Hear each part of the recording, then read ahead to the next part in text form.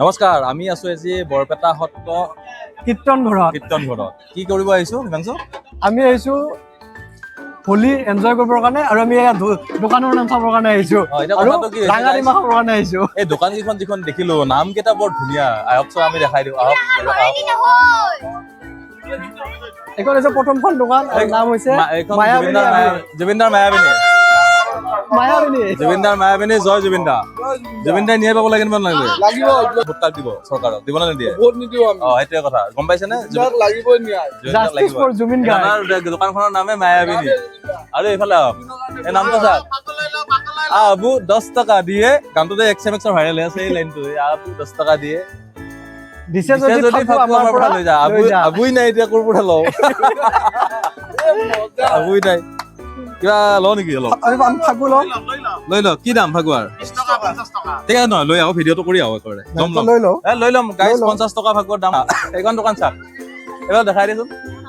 এইখন বল্লা ভাইৰ দোকান। চকু মুদি তুমি চকু নেমেলা নাচলা মোৰ হাই। জুবিনদাৰো লেখাই থোৱা আছে গান, কিন্তু বল্লা ভাইৰ দোকান। যিমান বিয়া হ'ব পৰা নাই ল'ৰাই, ছোৱালী বিচাৰি পোৱা নাই, আপি বিচাৰি পোৱা নাই, এই বল্লা ভাইৰ দোকানত আহি কিবা কিবি অলপ কিনি লৈ যাক, বিয়া হ'ব এইবাৰ। জুবিনদা আছেতো এইফালে। দাদা কি যদি আপোনাৰ পৰা হোলী চলি লৈ যায় কি হ'ব এইবাৰ? এইফালে হোলীত ডিছকাউণ্ট আছে, ৰং যদি লয় আপুনি, যদি হোলী খেলিব ডিছকাউণ্ট আছে। কিন্তু কথাটো হ'ল জুবিনদাৰ কিয় লগালে? জয় জুবিনদা। জুবিনদাই যদি জাষ্টিচ নাপায়, সমাধি ক্ষেত্ৰখন যদি ভালকে নবনায়, তেতিয়া ভোট দিব নে চৰকাৰক? আৰু জেনজিৰ শক্তিটো মামা নাপাহৰিব।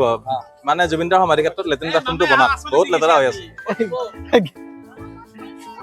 এইটো মামা, এইটো ইম্পৰ্টেণ্ট। দাদা যিসকলে অৰুণোদয় পোৱা নাই, যিসকল মহিলাই অসম চৰকাৰৰ অৰুণোদয় পোৱা নাই, এই দোকানত আহক। 50% ডিছকাউণ্ট। অৰুণোদয় নোপোৱা সকলৰ পৰা কিমান? 50% ডিছকাউণ্ট। অৰুণোদয় নোপোৱা মহিলাখিনি ইয়াতে আহক, 50% ডিছকাউণ্ট দিব আৰু লৈ যাব পাৰিব এই হোলী চলি কিবা কিবি। কোনফালেদি হোলী চাম গাইজ, সেইটো বুজাই দিম। আমি এইফালে সোমাম, প্ৰথম মেইন গেটেৰে, কীৰ্তন ঘৰৰ মেইন গেটেৰে। মেইন গেটেৰে সোমাই উঠি এটা কাম কৰিম আমি, তাতে কিবা সাংস্কৃতিক অনুষ্ঠান এটা চলি আছে, সেইটো হেৰি কৰিম। ইয়াৰ তাতে মামা ভাগিনৰো দোকান আছে। এতিয়া মামা মানে হিমন্ত বিশ্ব শৰ্মা নেকি?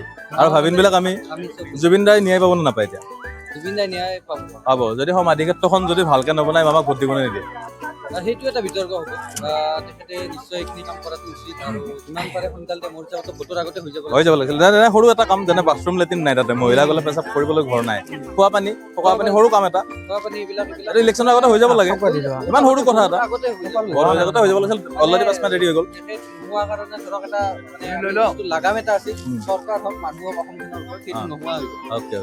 ঠিক আছে, বস্তুবিলাক অলপ ৰাইজে অলপ জোৰ কৰিলে হ'ব। ৰাইজৰ ওপৰতে এইটো কথাটো হৈছে কি, আমাৰ জাগৰণটো যিটো হয় সেইটো কৰিব লাগিব। মামাক আমি ভোট দিম, একো ডাঙৰ কথা নহয়। কথাটো হৈছে জুবিনদাই জাষ্টিচ পাব লাগিব, মানে এইটো কথা নহয়। ইয়াত মানে বিতৰ্ক আনিব লাগে। আমি যিটো বেয়া দেখি আছো সেইটো কৈ আছো, সেইটো কৰি গ'লে হ'ল নেকি? ঠিক আছে, ধন্যবাদ। আপোনাৰ নামটো? বৈভৱৰ দোকানত আহিব, কিবা কিবি লৈ যাব দেই। Thank you. দিলা আৰু এই ৰাতি হোলীয়ে লগাই দিলা আৰু। দে আৰু ভাই, দে আৰু হোলী কিয় খালে হিমাংশু? মানে ধেমালিৰ মাজতে এটা ভাল কথা হৈ যাওক। হোলী কিয় খালে হিমাংশু? এক ছেকেণ্ড গাইছ, হোলী কিয় খালে এইটো কৈ দিব। হোলী লগালে যেতিয়া ক'ব, এটা ব্লগৰ মাজত ভাল কথা হৈ যায়। তই কৈ থাকচোন, মই পেগুল লগাই দিব বিচাৰ আকৌ, লাগব না, তই মই কথা পাতিম না। এতিয়া আমি এইগিলা বস্তু নাছিল কাৰণে আমাৰ শিৱসাগৰৰ ট্ৰিপটোত ভিডিঅ' হোৱা নাছিল, আমি তেতিয়াই ভাইৰেল হ'লো। যিটো তই কথা কৈছিলি ঠাণ্ডা দিন, অলপ কথা কৈছিলি, নপৰে আৰু এইবাৰ পল্লিও ভিতৰত দি দিলো সেইকাৰণে।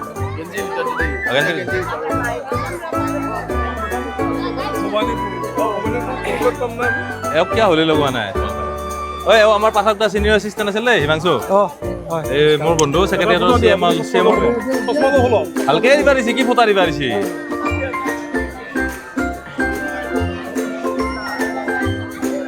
লৈছা নব লৈছা হিৰক।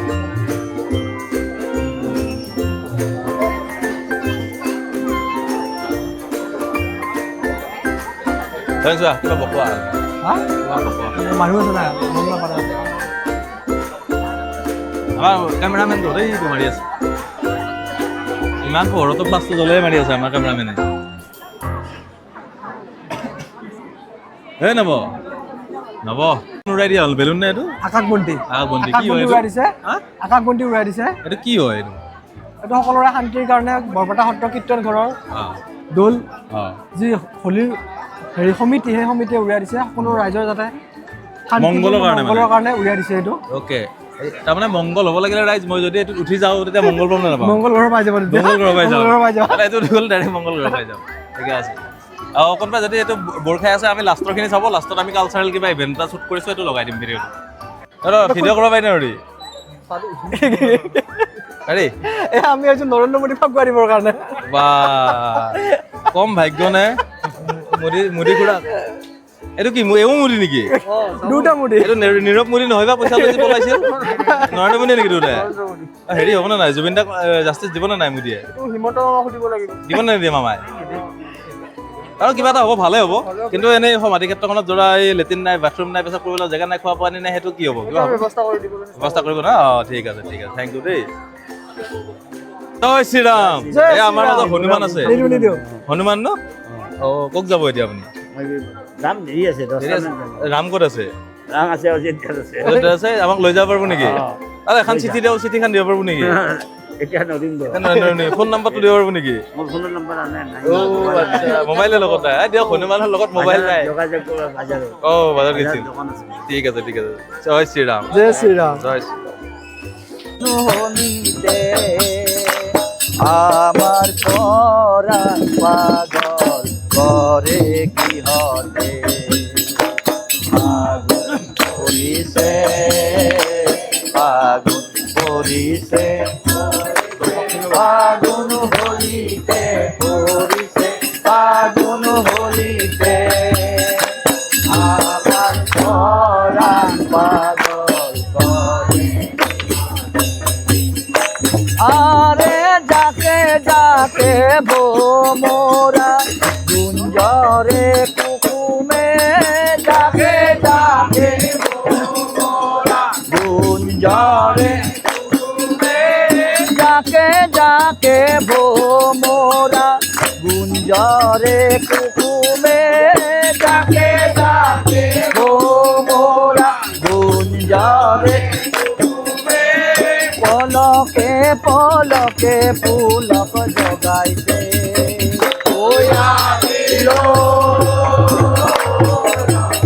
পলকে পলকে পুলক জগাইছে ওয়া বিরিল রঙে পলকে পলকে পুলক জগাইছে ওয়া বিরিল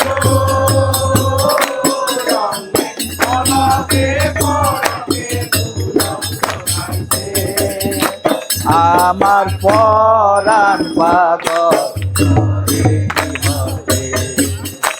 ফাগুন পরিছে ফাগুন পরিছে পরিছে ফাগুন হলিতে ফাগুন হলিতে আমার পরাণ পাগল আরে উতলা ফাগুন বেলা গলে জলে বনমালা উতলা ফাগুন বেলা গলে জলে উতলা ফাগুন বেলা গলে জলে বনমালা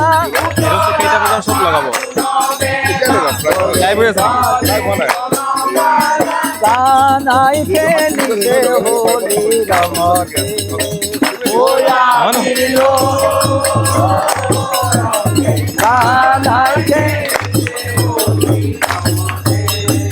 ওয়া বিরিল রঙে কানাই খেলিছে হোলি রঙতে ওয়া বিরিল কানাই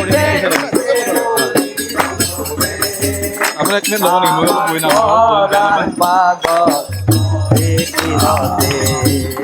ফাগুন ধরিতে ফাগুন ধরিতে ধরিতে ফাগুন হলিতে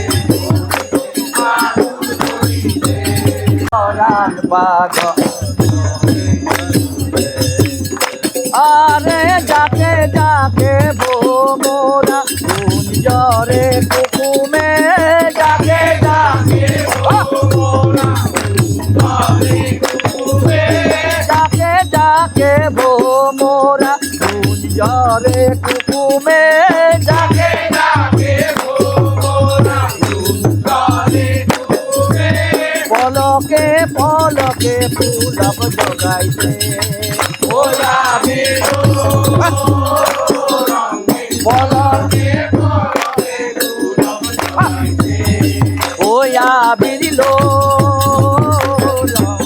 পলকে পলকে ফুলক জগাইছে ওয়া বিরিল রঙে পলকে পলকে ওয়া পলকে পলকে ওয়া বিরিল পলকে পলকে পাগল করে কি হচ্ছে করিতে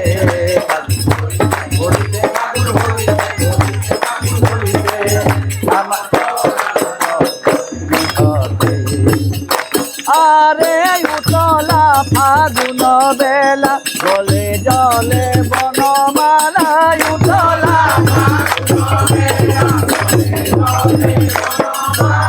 উতলা ফাগুন বেলা জলে জলে বনমালা